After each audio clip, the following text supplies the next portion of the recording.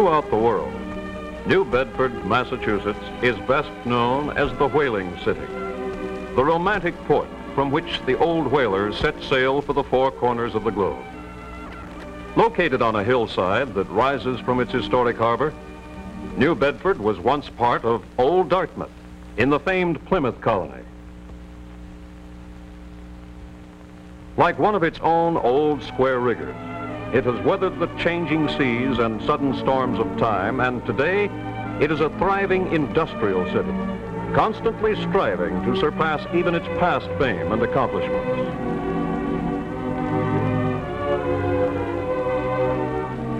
The city was destined for a seagoing career from the start because of its fine harbor and the nearness of excellent fishing grounds. In 1767, the first whale ship, the Dartmouth, sailed out of this port and 6 years later participated in the Boston Tea Party.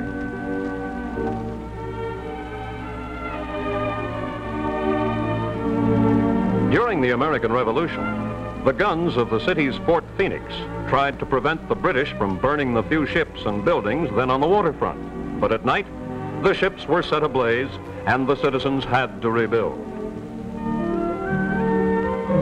In the War of 1812, restrictions on ocean trading paralyzed the port's source of income.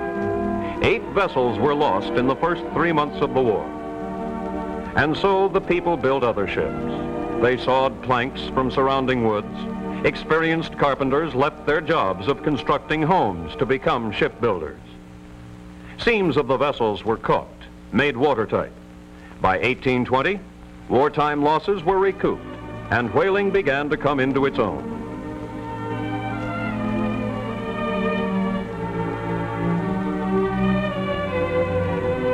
New Bedford's fortune skyrocketed for 50 years, and today on Johnny Cake Hill, the city's noted whaling museum has relics and reminders of the great seafaring days of the past.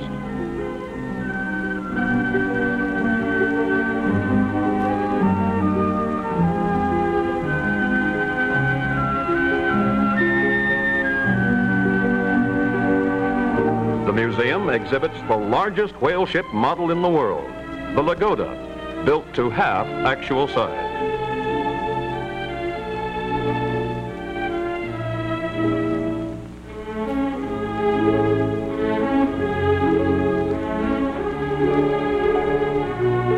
Just across the street, the Seamen's Bethel still stands.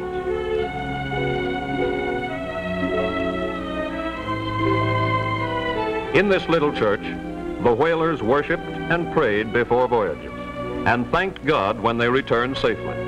A voyage of 3 or 4 years in search of whale oil was a long separation from loved ones.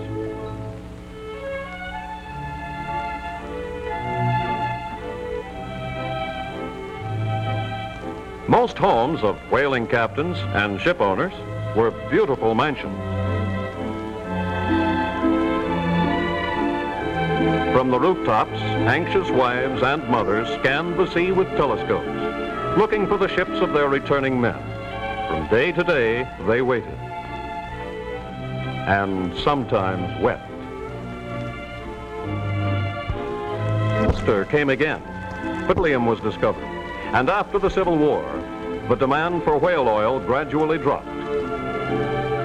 In 1871, a large Arctic fleet was outfitted by the merchants in an attempt to restore the whaling industry to the preeminent position it always held in the city's economy. Within the year, 34 of these whale ships had to be abandoned in the Arctic Sea. It was the beginning of the end for a romantic and great industry.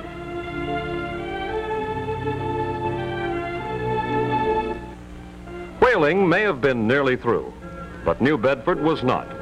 Its citizens turned their energies to other things, notably to the manufacture of cotton goods. 50 years later, in 1920, there were 70 cotton mills in operation, and by 1926, this city was the first in the United States in the manufacture of fine cotton goods and yarns. The humming activity of the looms was constant.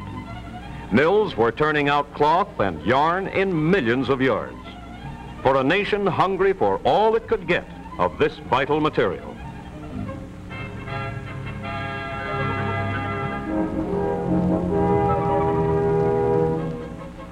And then, slowly, production began to fall off.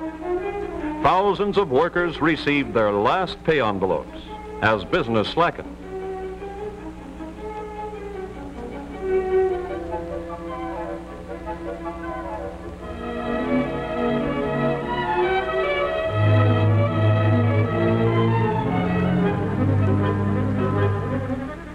It was a period of discouragement, unemployment, and gnawing fear of what lay ahead. Many New England cotton manufacturers, including the majority of those here, liquidated.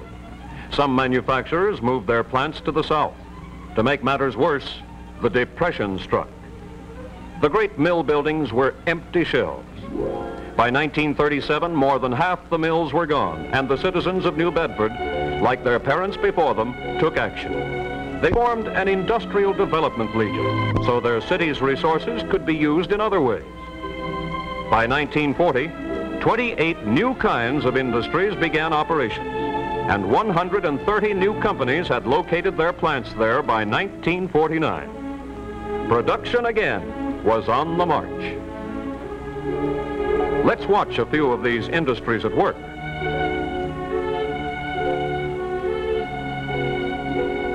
The manufacture of electronic, radio, TV, and electrical parts was one of the first of the new industries, introduced by two plants. Their widest known product, capacitors, store electrical energy and helped make possible the modern day miracle of electronics. It is their capacitors in all sizes, large and small, which are used in many home appliances. For example, 100 in a single television set. At the beginning, theirs was the task of research, then production. Thousands of the city's skilled help joined these new firms whose products are so vital to the nation's defense. From this nationally known plant, the New Bedford division sends out copper and brass in the form of plates, sheets, and strips. Copper alloy plates from this metal were built into the first atomic submarine, the Nautilus. The stamp of the whaling city's ingenuity will be carried to underwater regions far beyond the dreams of even the old whaling captains. The copper alone processed in this plant has kept electric current flowing across our continent. Rolling and cutting machinery, guided by men who have pride in their work, producing metal for the demands of war and the needs of peace.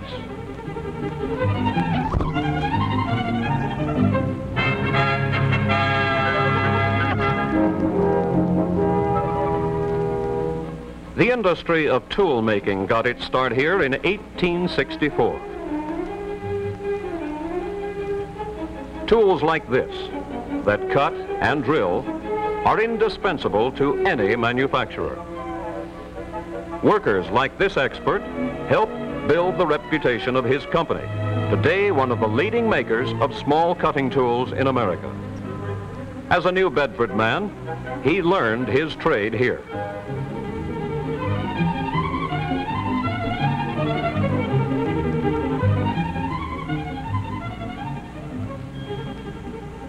A glass furnace. Here we see an art that was inherited from the old school. Glass that is beautiful to own. It is not given to most men to handle molten glass, to know its possibilities from the furnace to the final molding and shaping, the exquisite perfecting of an inanimate substance into some object that breathes purity. This is a talent, one that here passes down from father to son. No wonder workmen like this artisan go about their jobs content that they chose this as their life's work. Today, they are employed by one of only 4 plants in the country with production devoted exclusively to freehand blown glass.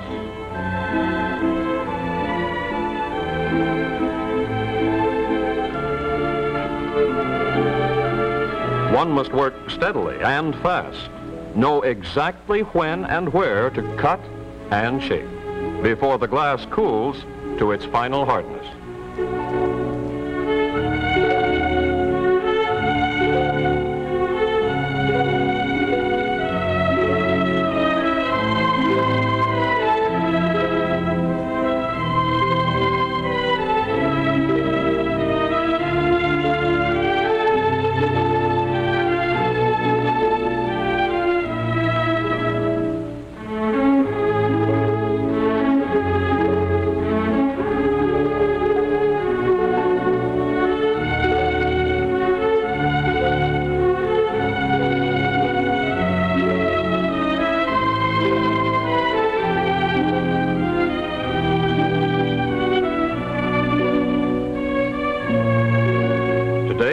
This picture may be in your home, your neighbors, or friends.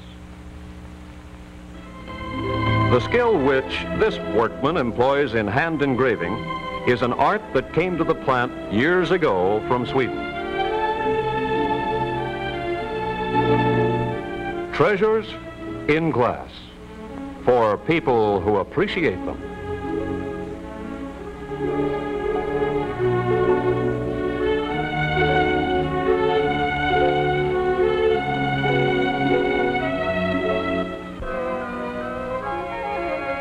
From this plant, widely assorted rubber parts and golf balls find customers all over the world. Here, the golf balls undergo one of the final painting treatments to maintain their lasting whiteness. Each ball has to be perfect, even later x-rayed, or it is rejected.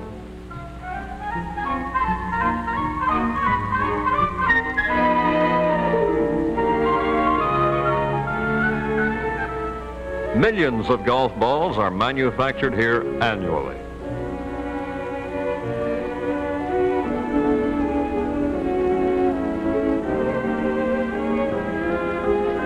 The skilled craftsmanship of New Bedford workers is never more evident than in this plant, whose line of screws, bolts, and allied metal fastenings is world-renowned. Today, modern machinery has made the making of a simple, ordinary screw a comparatively easy process.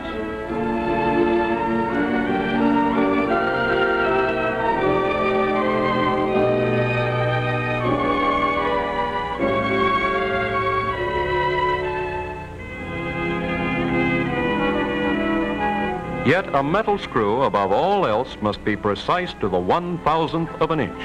A job here is a highly prized ambition of the city's young men and women, to make products like these sold anywhere.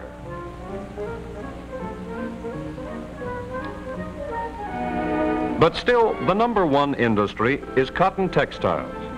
These and other mills had stayed with the town during the lean Depression years.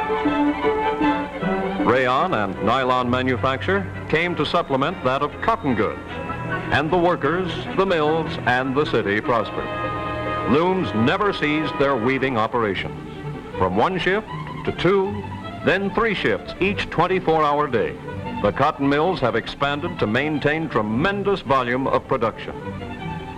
The young women and men follow in their forefathers' footsteps in testing always for quality and precision. And from the cloth they weave, dresses, sheets, and 1,000 other necessities of life go forth into countless homes.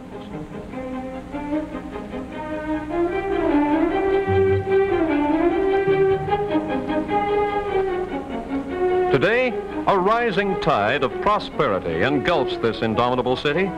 With their new cars, modern plants in which to work, these skilled workers help carry New Bedford's name to the far corners of the world through the excellence of its products.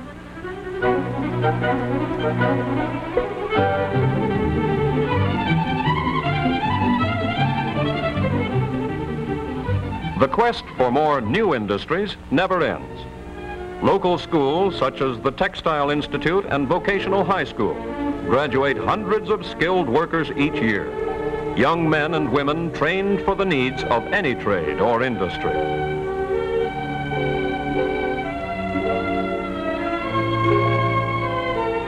Only an hour by air from New York, businessmen representing many diversified industrial interests land daily at this up-to-date airport.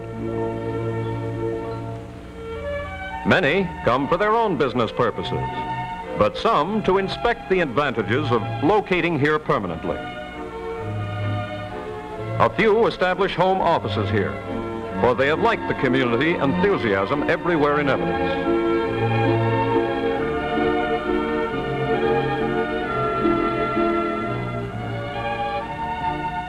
Let's look at the city. It's City Hall.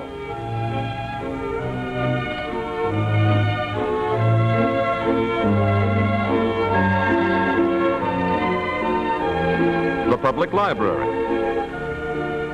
The railroad station. The county courthouse. The high school, highly rated and alive with energetic youth. The common. A low-cost housing section being made ready for returning veterans and families with low incomes, making 4 such developments in all. Lovely homes, so typical of New England.